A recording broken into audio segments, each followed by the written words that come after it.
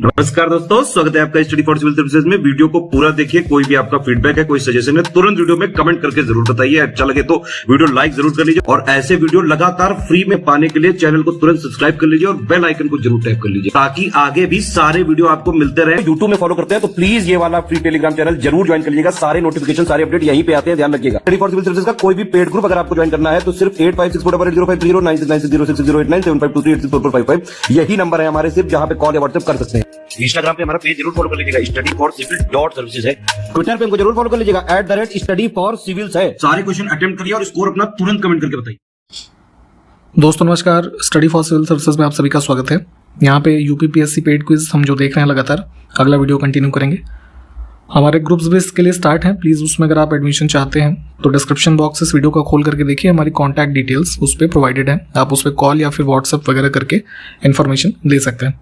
Start करते हैं। First question देखेंगे। कहा गया है तवा किस नदी की सहायक नदी है। ट्रिब्यूटरीज की लिस्ट पढ़ा करिए, खास करके जो मुख्य नदियां हैं, बड़ी नदियां भारत की, उसमें से ही एक है तवा रिवर, जो कि ट्रिब्यूटरी है नर्मदा की। ठीक है, नर्मदा की सबसे बड़ी ट्रिब्यूटरी है। और अगर बात करें तवा की तो ओरिजिन होता है इसका सतपुड़ा रेंज में और नर्मदा में जो मिलती है होशंगाबाद डिस्ट्रिक्ट के आसपास। ठीक है, नेक्स्ट है, ये बेसिकली सीधी होता है। ठीक है, सीधी बशीर मस्जिद कहाँ पे है, तो ये जो है मिडिवल पीरियड में देखेंगे अराउंड 1452 के आसपास जो है बनवाई गई थी, अहमदाबाद गुजरात में है। Option first. इसमें देखें भारतीय राष्ट्रीय अंतरिक्ष अनुसंधान समिति की स्थापना कब हुई थी। National committee for space research.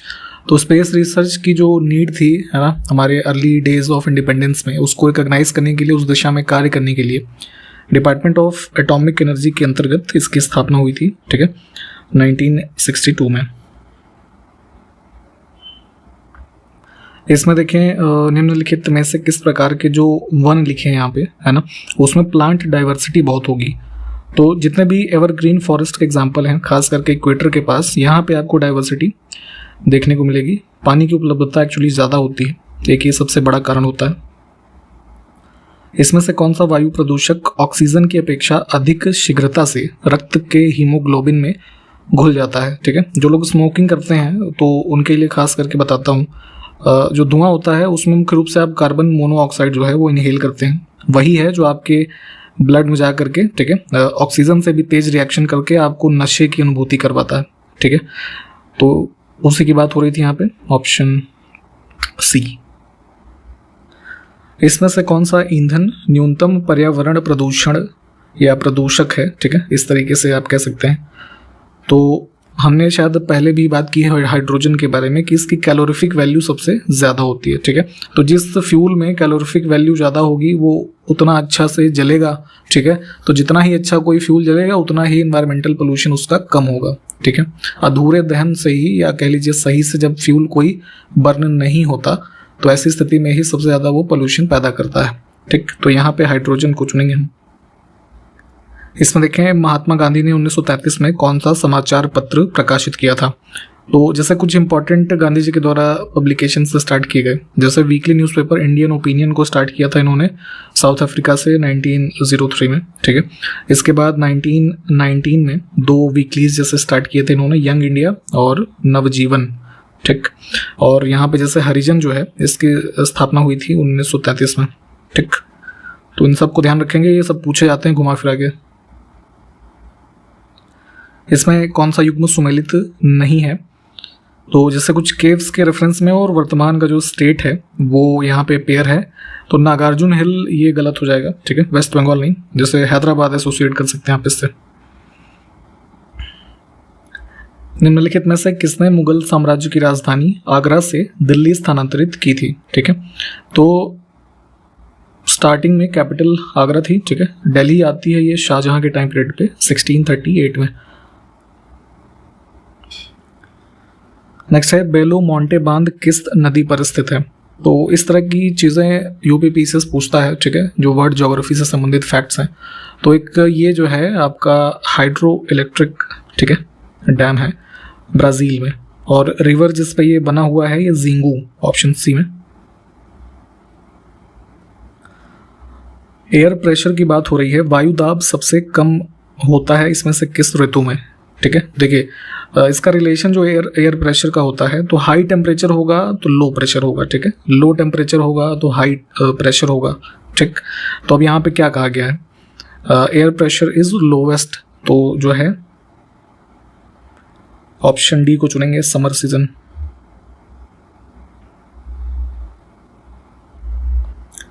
निम्नलिखित में से किसका संबंध संयुक्त राष्ट्र संघ से नहीं है, तो यूनाइटेड नेशंस ग्रुप के जो मुख्य बॉडीज हैं, ठीक है, उसकी अगर हम बात करें तो जैसे सबसे प्रमुख जनरल असेंबली, ठीक है, international court of justice, trusteeship council है, सेक्रेटेरिएट है, इसके अलावा क्या बच गया, इकोनॉमिक एंड सोशल काउंसिल है, ठीक है। लेकिन जैसे एमनेस्टी इंटरनेशनल यहाँ पे लिखा हुआ है ऑप्शन बी में, ये क्या है कि एक प्रकार का ये नॉन गवर्नमेंटल ऑर्गेनाइजेशन यानी कि एनजीओ है, ठीक। और कई बार ये पूछते हैं कि कहाँ पे ये हेडक्वार्टर्ड है, तो ये लंदन में है, ठीक है। 1961 में इसकी फाउंडेशन हुई थी, हो सके तो ये भी ध्यान रख लीजिए, ठीक है। मुख्य रूप से ये वही जो है ह्यूमन राइट्स के, है ना, इंश्योरेंस कह लीजिए, या किसी के साथ अहित ना हो उस पर फोकस करते हैं।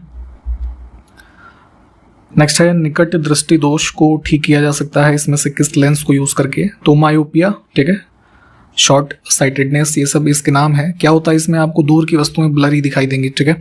तो ऐसे डिफेक्ट को मतलब करेक्ट करने के लिए कनकेव लेंस को जो है यूज कर सकते हैं। और होता क्या है कि इसमें मायोपिक आई में इमेज का फॉर्मेशन जो है ना, इन फ्रंट ऑफ रेटिना हो जाता है, तो उसी को डाइवर्ज करने के लिए जो कि रेटिना से संबंधित हो इमेज, यहाँ पे कनकेव लेंस को यूज किया जाता है। इसमें देखें ऑक्सीजन और ओजोन क्या है, ठीक है, O2 और O3, ठीक। तो ये आपस में एलोट्रोप्स हैं, ठीक है। एलोट्रोप क्या होते हैं, ऐसे आप समझ सकते हैं कि केमिकल एलिमेंट्स, ठीक है, तो जिनकी प्रॉपर्टी ऐसी हो कोई दो या दो से अधिक कह लीजिए फॉर्म्स में वो एग्जिस्ट कर सकें, ठीक है।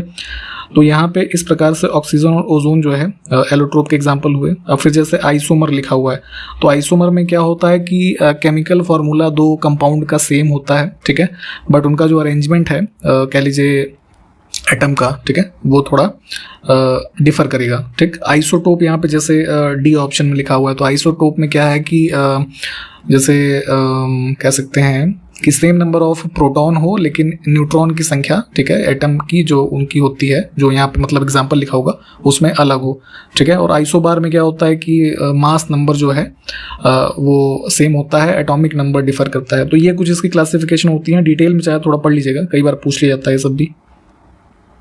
इसमें से किस शहर को टाइगर गेटवे ऑफ इंडिया कहा जाता है, तो कई सारे देखेंगे टाइगर रिजर्व्स को कनेक्ट करने वाली सिटी है नागपुर। इस रीजन में आप देखेंगे आपको टाइगर रिजर्व्स कई सारे मिलेंगे, तो इसी वजह से यहाँ पे इसको कई बार ये रेफर किया जाता है कि नागपुर जो है वो टाइगर गेटवे ऑफ इंडिया है, ठीक है। इस रीजन में जो भी ये हैं आपके टाइगर रिजर्व्स, उनको मैप पे लोकेट कीजिए एक बार, वहाँ से आपको ये क्लियर हो जाएगा। नेक्स्ट है वन्यजीव संरक्षण अधिनियम किस वर्ष में पारित किया गया था, तो वाइल्ड लाइफ प्रोटेक्शन एक्ट, फिर जैसे environmental protection act, project tiger, project elephant, ये सब जो है, ये पूरी लिस्ट एक बार देखिएगा, ये अक्सर हर साल ही पूछी जाती है। तो ये जो है आपका एक्ट बना था 1972 में। निम्नलिखित ईंधनों में से कौन सा अधिकतम पर्यावरण प्रदूषक या प्रदूषण जो होगा, ठीक है, उत्पन्न करेगा, तो इसमें देखेंगे बर्न करने पे सबसे ज़्यादा पोल्यूशन जनरेट होगा कोल से, ठीक है, और सबसे कम किसमें होगा, हाइड्रोजन में। विश्व व्यापार संगठन कब से अस्तित्व में आया है ये बताना है, तो देखिए 1948 ऑनवर्ड्स हमारे पास एक बॉडी थी विश्व स्तर पे जो कह लीजिए ट्रेड वगैरह से संबंधित, है ना, कुछ रूल्स प्रोवाइड करते थे, गैट, है ना, शॉर्ट फॉर्म में इसको बोलते थे। फुल फॉर्म क्या होता था, general agreement on tariffs and trade. तो इसको बाद में रिप्लेस किया गया एक बॉडी से, वर्ल्ड ट्रेड ऑर्गेनाइजेशन, और कब से ये एग्जिस्टेंस में है, 1 जनवरी 1995। नेक्स्ट है सापेक्षता का सिद्धांत इसमें से किसने दिया था, थियरी ऑफ रिलेटिविटी। तो फिजिक्स में आपने शायद पढ़ा होगा, तो दो थियरीज का इंटर रिलेटेड एक थियरी निकल करके आई, थियरी ऑफ रिलेटिविटी, किसकी, स्पेशल रिलेटिविटी और जनरल रिलेटिविटी। इन दोनों को भी किसने दिया था, अल्बर्ट आइंस्टाइन ने। तो इसको मिला करके थियरी ऑफ रिलेटिविटी जो है ये दिया गया था। ऑप्शन इसमें हम चुनेंगे सी को। देखिए चाहे तो ये सब डिटेल में आप इन चीज़ों को, रिलेटिविटी क्या होती है, पढ़ लीजिएगा, बट जैसे एमसीक्यू लेवल पे इतनी ही चीज़ें पूछी जाती हैं। नेक्स्ट है रेडियम के पृथक्करण में किस खनिज का उपयोग किया गया था, ये बताना है। तो अराउंड 1902, ठीक है, ये मैरी क्यूरी और पियरे क्यूरी जो थे, इन्होंने रेडियो एक्टिव जो रेडियम था, ठीक है, तो उसको सेपरेट किया था यूजिंग पिच ब्लेंड, ठीक है। तो ये एक रिसर्च थी, तो इस तरह की चीज़ें भी है ना जानकारी में होनी चाहिए। तो यहाँ पे बी विकल्प को चुनेंगे, बस इतनी इन्फॉर्मेशन बहुत है इसमें। नेक्स्ट है, इसमें देखिए गैल्वेनीकृत लोहे पर इसमें से किसका लेप होता है। तो आयरन के ऊपर एक कोटिंग की जाती है जिंक की, ठीक है, इसको गैल्वेनाइजेशन कहते हैं, मुख्य रूप से जो रस्टिंग वगैरह की घटनाएं हैं उससे बचाने के लिए, ठीक। फर्स्ट ऑप्शन को चुनेंगे। नेक्स्ट है, क्षेत्रफल की दृष्टि से अफ्रीका का सबसे बड़ा देश कौन सा है। तो इन टर्म्स ऑफ एरिया अगर हम बात करें तो अल्जीरिया जो है सबसे बड़ा देश है, ठीक है। विश्व में भी लगभग जो है वो 10वें स्थान पे है अराउंड ये, और मोस्टली इसका जो एरिया है अल्जीरिया का वो डिजर्ट है, ठीक है। तो कौन सा डिजर्ट का पार्ट है जरा आप ये कमेंट करके बताइए हमें। नेक्स्ट है, सैक्सोनी नामक कोयला भंडार किस देश में स्थित है। तो काफ़ी फेमस एक कोल माइन है, यूनाइटेड सैक्सोनी कोल माइन कहते हैं उसको, इसमें जर्मनी में। इसमें कॉकेकस राज्य में कौन सा देश जो है वो शामिल नहीं है।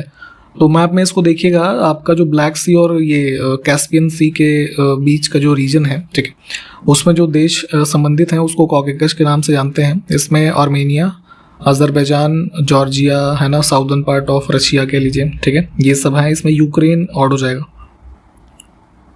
क्षेत्रफल की दृष्टि से अफ्रीका का सबसे छोटा देश, तो यहाँ अफ्रीका कॉन्टिनेंट मेन है, फिर मेडागास्कर आइलैंड है, उसी के ऊपर आइलैंड है सेशल्स।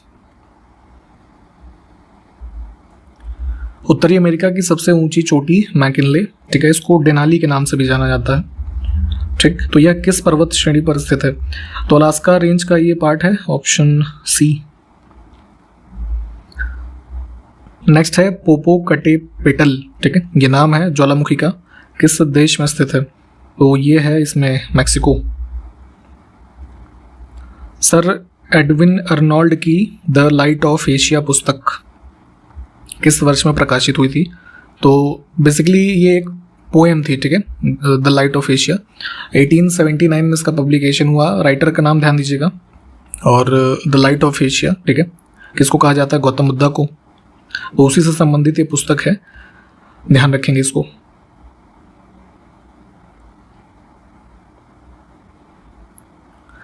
विभिन्न प्रकार के कांच निर्माण में प्रयुक्त होने वाला मुख्य घटक कौन सा है। तो ग्लास जो होता है उसमें सबसे कॉमनली हम यूज़ करते हैं, है ना, मतलब मेन कॉन्स्टिट्यूएंट क्या है, सिलिकॉन डाइऑक्साइड, और सबसे कॉमन फॉर्म इसका क्या हो गया, सैंड। तो यहाँ पे सिलिका को चुनेंगे। वुड बफेलो राष्ट्रीय उद्यान इसमें से किस देश में स्थित है। तो जो है लार्जेस्ट नेशनल पार्क है कनाडा का, ये ऑप्शन बी। नेक्स्ट है, कनाडा की सलिवान खान इसमें से किसके लिए प्रसिद्ध है। तो कनाडा में इधर जो है इसमें ब्रिटिश कोलंबिया रीजन जो है, यहाँ की एक फेमस माइन थी, अब उतनी ऑपरेटिव नहीं है, पहले काफ़ी फेमस थी लेड, जिंक और सिल्वर के लिए, ठीक। नेक्स्ट है, किस देश की उपजाऊ भूमि को रेवेरिना कहा जाता है। तो ये क्या है, बेसिकली एक प्रकार का रीजन ही है, ठीक है, जिसमें सॉइल फर्टिलिटी काफ़ी ज़्यादा है, और ये मेजर एक फ्लड प्लेन है किसका, ऑस्ट्रेलिया का। तो बी विकल्प को चुनेंगे।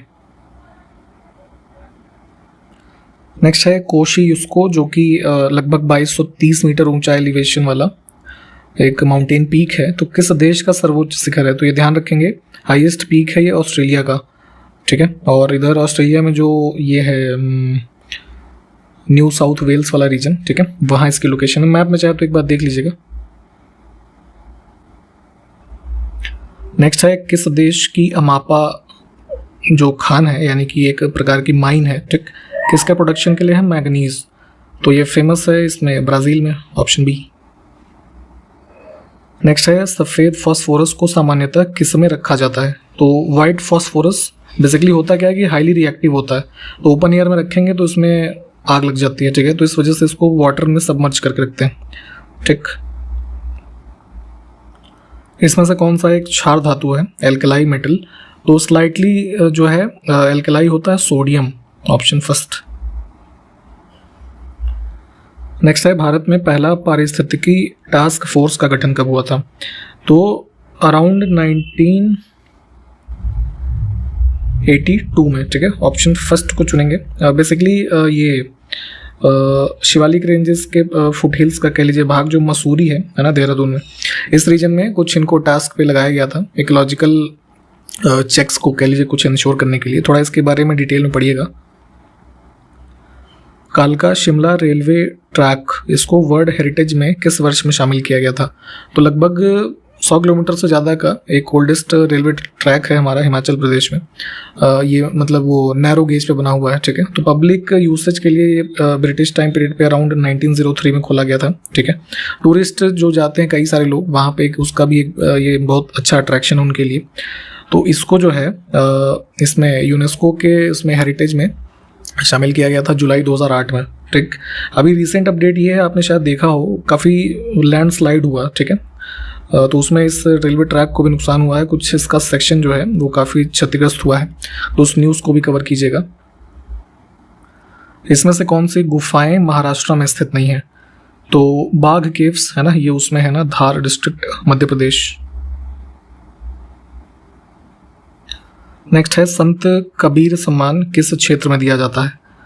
तो 1965 में भारत सरकार ने इसको स्टैब्लिश किया था और बुनाई के क्षेत्र में है ना, जो उत्कृष्ट कार्य करते हैं उन लोगों को दिया जाता है। अच्छा, किस प्रकार से संत कबीर बुनाई से संबंधित थे, क्या कोई बताएगा क्या?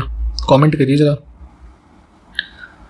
नेक्स्ट है, लौरिया नंदनगढ़ स्तंभ किस राज्य में स्थित है? तो ये है इसमें चंपारण, बिहार में। सारनाथ स्तंभ के शीर्ष में कौन सा पशु चित्रित नहीं है? तो जो ये लाइन कैपिटल ऑफ अशोका आप देखते हैं, हमारा जो नेशनल एम्बलम भी है, उसमें ऊपर में जैसे आप देखते हैं क्या है, लॉयन, ठीक है, नीचे चक्र, उसके बाद हॉर्स, एलिफेंट है ना, इसके बुल। तो इसमें डियर नहीं है, ऑप्शन डी वाला चुनेंगे। इसकी इमेज एक बार सर्च करके देखिए जरा। नेक्स्ट है, गौतम बुद्ध की मृत्यु के बाद बनाए गए 9 स्तूपों के स्थलों में कौन शामिल नहीं है, ठीक।